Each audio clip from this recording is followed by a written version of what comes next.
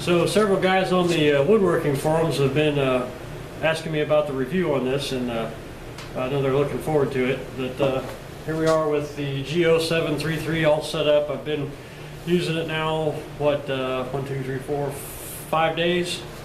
So I was going to kind of go over the things I've discovered on it, and this will be the primary review. I'll probably do another one after I've been using it for a few months and see if there's anything else that I like or dislike or whatever. Right now I can tell you my favorite thing about it is that it's quiet. I'm used to, my other lathes have all been Reeves drive or switch the belt. And switch the belt has its own set of noises because of the way everything's tensioned in there, I suppose. The Reeves drive is just inherently noisy because you've got two halves of a pulley and they're clackety-clacking on each other and such. This thing, when you turn it on and fire it up, it makes almost no sound.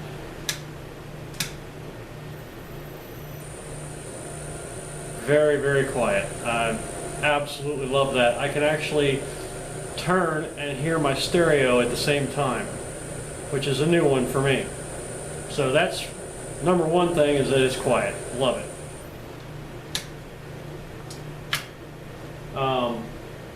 Some of the things that I've liked about it is the tailstock. If you give the hand wheel a good spin, it just free moves. Then I discovered that if you use it as to run a Forstner bit like this one, which I did the other day, now it's bound up. It's not turning as freely as it was, so I'm going to have to pop that open and find out what I damaged in there, if that's what happened. It may have just got bound up out of sync or something. We'll see.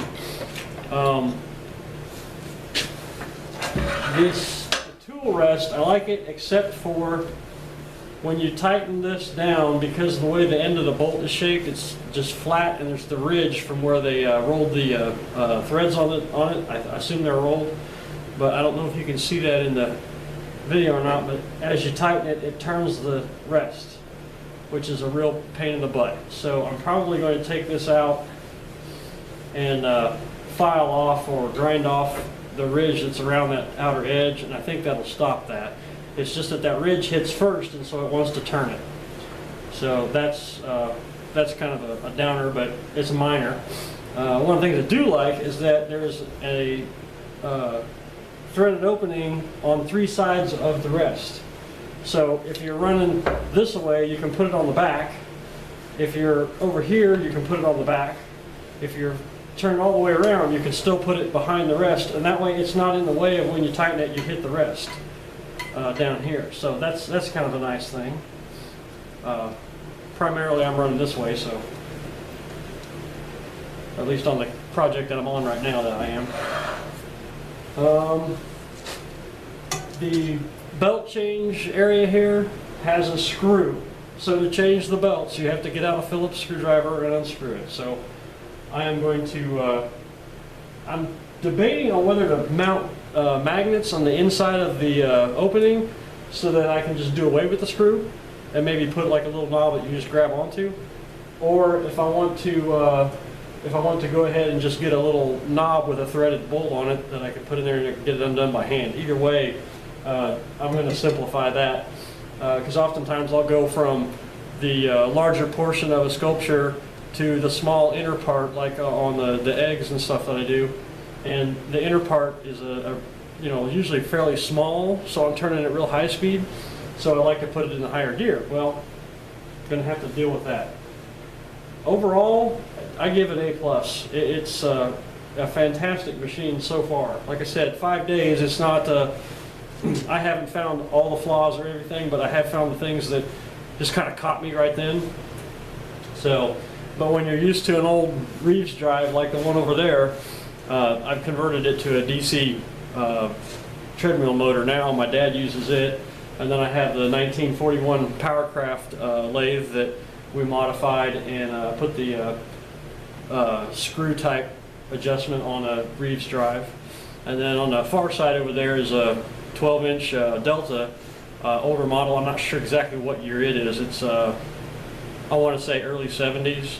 That one actually belongs to my cousin, and we're going to sell it for him. We got one of the guys at my dad's church is interested in it, so we're going to have it out of here. And we'll be back to 3 lathes in the shop, along with all the other equipment that makes this very big building very crowded. So, but anyway, here it is. Like I said, so far fantastic. Very few. The problems I am having are fairly minor, with the exception of the tailstock. And like I said, I'll pop it open, find out what's going on there. I don't think it's anything of a big issue.